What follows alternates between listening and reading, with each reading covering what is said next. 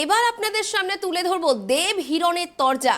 রাজনৈতিক মহল আজকের দিনে কিন্তু সরগরম দেব আর হিরণের তরজা নিয়ে। দেবের সফরের আগেই ঘাটাল জুড়ে পোস্টার ফেলেছিল বিজেপি।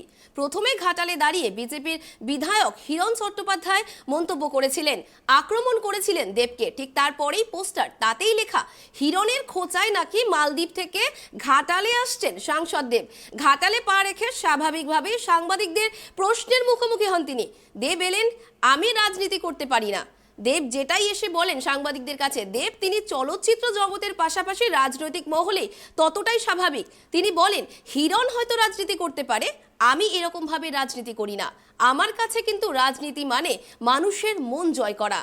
কাউকে খোঁচা দিয়ে কথা বলা এটা আমার স্বভাব নয়। কাউকে ছোট করে আমি রাজনীতি করি না। এমন রাজনীতি আমি করতে পারি না, এমনটাই জানিয়েছেন সাংসদ দেব। কয়েকদিন আগে ঘাটালে একটি পুজো মণ্ডপ উদ্বোধনে এসেছিলেন খড়গপুরের বিজেপি সাংসদ হিরণ। সেই ধর্মীয় মঞ্চ থেকে একাধিক কড়া ভাষায় আক্রমণ করেন ঘাটালের সাংসদ অভিনেতা দীপক অধিকারী ওরফে দেবকে। এমনকি ব্যক্তিগত স্তরের আক্রমণের পথেও হাঁটেন হিরণ। সেখানে মন্তব্য করেন, যখন ঘাটালের মানুষজন বন্যা কবলিত বন্যার জলে ভাসছে, তখন দেব বিদেশে ছুটি কাটাচ্ছেন বান্ধবীকে নিয়ে।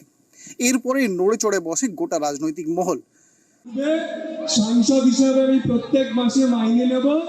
সাংসদ হিসাবে আমি এখানে যা কাজ হবে তার থেকে কাটমানি নেব। গরুচোর এনামুল হকের কাছ থেকেও কাটমানি নেব, নিয়ে আমি সিনেমা করব। আর গার্লফ্রেন্ডকে নিয়ে কোথায় যাব? মালদ্বীপে ঘুরতে যাব। আর আর ঘাটালের মানুষ কি বলবে? ঘাটালের মানুষ জলের তলায় ডুবে থাকবে। আমি মালদ্বীপে জলে গার্লফ্রেন্ডকে নিয়ে সুইমিং করব, আর ঘাটালের মানুষ বন্যার তলায় জলের তলায় সুইমিং করবে। কটাক্ষ পাল্টা কটাক্ষ আসে দুই শিবিরের তরফেই। আজ ঘাটালে এসেছেন অভিনেতা সাংসদ দীপক অধিকারী দেব। একগুচ্ছ কর্মসূচি রয়েছে দিনভর। প্রথমে তিনি ঘাটাল মহকুমা শাসকের কার্যালয় চত্বরে পৌঁছে যান, সেখানে একটি প্রশাসনিক বৈঠক করেন। হিরণ আমার খুব ভালো বন্ধু, অত্যন্ত প্রিয় একজন বন্ধু। এবং আমি 8-9 বছর ধরে রাজনীতির মধ্যে আছি। আমি একটা জিনিস বিশ্বাস করি যে কাউকে ছোট করে নিজে বড় হওয়া যায় না। আজকে এই যে ওরা যেমন প্রশ্ন করলো, আমি হিরণকে কোনোভাবে ছোট করতে চাই না। ওর এটা মনে হয়েছে, হতেই পারে, কারণ হাফ ইনফরমেশন ইজ ডেঞ্জারাস। ওর এটা মনে হয়েছে আমি মালদ্বীপে ছিলাম, অস্ট্রেলিয়া, আমি মালদ্বীপে ছিলাম, আমি গ্রিসে ছিলাম, প্রথম কথা। সেকেন্ডলি হচ্ছে কি 8 বছর ধরে আমি তোমাদের সঙ্গে রোজই দেখা হয়। মানে আমার এই উত্তরটা তোমরা আমার চেয়ে বেশি ভালো দিতে পারবে যে আমি বন্যাতে ছিলাম কি ছিলাম না। এবারে তোমরা যদি আমাকে ক্যামেরাটা দাও, এই লোকগুলো যারা আমাকে প্রশ্ন করছে বেসিক্যালি এরা ঘাটালেরই রিপোর্টার। এরা জানে আমার সঙ্গে নৌকোতে উঠেছে, আমি কতটা জলে ছিলাম কতটা ছিলাম না। এবং আমার মনে হয় কি হিরণ ভুল না গো কোথাও কোথাও, কারণ এইটাই তো রাজনীতি। মানে একটা জায়গায় গেলে সেখানকার নেতা, সেখানকার এমএলএ, সেখানকার এমপিকে তোমাকে আক্রমণ করতেই হবে, তবেই কি তোমার লোকে তোমার কথা শুনবে। বাট এটা হিরণের দোষ না, এটাই রাজনীতি। বাট সেটা আমার দলও করে, হয়তো ওর দলও করে, প্রত্যেকটা দল করে। বাট আমি এই রাজনীতি বিশ্বাস করি না। আমার রাজনীতি হচ্ছে ঘাটালে মানুষকে ভালো রাখা। আমার কোথাও যেন মনে হয় ঘাটালে মানুষের আস্থা আমার উপরে আছে। যদি না থাকে তাহলে 2024-এ যদি আমি দাঁড়াই, তাদের যা মত সে আমাকে দেবে। কিন্তু এই যে মনে হয় নাকি আমি হিরণ আমার সত্যি খুব ভালো বন্ধু। কারণ আমার চ্যাম্পল একটা ছবি ছিল, সেখানে ও পাঠও করেছে, কোনো পারিশ্রমিক নেয়নি। আমার অনেকগুলো ছবিতে প্রমোশনে নিজে এসে হেল্প করেছে। তো সেই জায়গা থেকে হিরণ কেন বললো আমি সিরিয়াসলি জানি না, বাট হিরণ খুব ভালো কাজ করছে। আমি যখন হিরণ জিতেছিল, আমি ওকে পার্সোনালি মেসেজ করেছিলাম। আমার খুব গর্ব হয় কোনো সেলিব্রিটি যখন হয় না, যে কোনো দল থেকে দাঁড়াক, সে যদি যেতে কোথাও যেন আমি প্রাউড ফিল করি কি চলো আমাদের ইন্ডাস্ট্রি থেকে আরেকজন পলিটিক্স এলো মানুষের ভালো কাজ করবে। তো সেই জায়গা থেকে হিরণকে নিয়ে আমি সত্যি প্রাউড ফিল করি। যেভাবে রাজনীতি করছে খুব ভালো কাজ করছে। এবং হিরণ এটা কেন বললো সেটা আমার এখানে কোনো কিছু নেই, কিংবা ওকে আমার কিছু বলারও নেই। প্রশাসনিক বৈঠক থেকে বেরিয়ে সাংবাদিকদের মুখোমুখি হয়ে অভিনেতা দেব জানালেন, তিনি এমন রাজনীতিতে বিশ্বাস করেন না যা কুরুচিকর একটা বাতাবরণ তৈরি করে। হিরণ তার বন্ধুস্থানীয় মানুষ।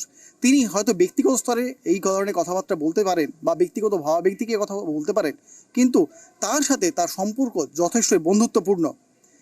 দেব কতটা ঘাটালে বন্যার জন্য লড়েছে, ঘাটাল মাস্টার প্ল্যান নিয়ে লড়েছে। কোভিড হোক বা সমস্ত কিছু, বাড়ি বানানো হোক, আমি নিজের পকেট দিয়ে লোকে বাড়ি বানিয়েছি। এটা তো তোমরা তো সব জানো। মানে এইটা নয় কি আমি এখানে রাজনীতি করতে আসছি। হ্যাঁ, আমি রাজনীতি পারি না, যেটা হিরণ পারে বা যেটা অন্য দলেরা পারে। হয়তো আমি এরকম ভাবে স্লোগান দিতে পারি না, হয়তো আমি চিৎকার করতে পারি না, কাউকে দোষ দিতে পারি না। কারণ মনে হয় কি এইটা করে তো রাজনীতি হবে না। আমার কাছে রাজনীতি এখনো পরিষ্কারকে মানুষকে ভালো রাখা, শান্তিতে রাখা। আমি এমন কিছু গরম গরম কথা বলে দিলাম যেটা হয়তো দুটো দলের মধ্যে, কর্মীদের মধ্যে ঝামেলা হলো, সেটার মধ্যে আমি চাই না। আমি চাই মানুষ শান্তিতে থাকুক। আমার হিরণ খুব ভালো বন্ধু, আমি আমার কর্মীদেরকে বলবো কি প্লিজ, এটা কিছুই হয়নি। একটা বন্ধুকে প্রশ্ন করেছে, আমি সেই উত্তরটা দিচ্ছি। ও আরেকটা প্রশ্ন করেছে কি ইমামুল হকের টাকা দিয়ে আমি ছবি করেছি, আমি ইমামুল হককে চিনিই না। আর আমার যদি টাকা নিয়ে থাকতো, আমার যেদিন ডেকেছিল আমি সেই দিনে গেছি, আমি অন্য কোনো ডেট চাইনি। আমার যদি ভয় থাকতো তাহলে তো আমি অন্য ডেট চাইতেই পারতাম। সেই জিনিসটাকে 9 মাস হয়ে গেছে। ফেব্রুয়ারিতে ডেকেছিল, আজকে আমরা নভেম্বরে চলে এসেছি। আমাকে আরেকবার ডাক পড়েনি, যদি পরে আবার যাবো। একই সাথে দেব সাংবাদিকদের মুখোমুখি হয়ে জানালেন ঘাটাল মাস্টার প্ল্যান অনেকটাই কার্যকরী হয়েছে। তার উদ্যোগেই কেন্দ্র রাজি হয়েছে ঘাটাল মাস্টার প্ল্যান সংক্রান্ত অর্থ বরাদ্দ করতে। একাধিক উন্নয়নের ইতিবাচক মন্তব্য শোনা গেল আজকে দেবের কাছ থেকে। কিন্তু রাজনৈতিক মহলে যে মন্তব্য এবং পাল্টা মন্তব্যের বাতাবরণ তৈরি হয়েছে, এমনটাই চলছিল হিরণের মন্তব্যের পর থেকেই। সেই প্রসঙ্গে কোনো আমল দিতে রাজি হলেন না দেব। পশ্চিম মেদিনীপুর থেকে শুভ চক্রবর্তীর রিপোর্ট, ট্রাইব টিভি।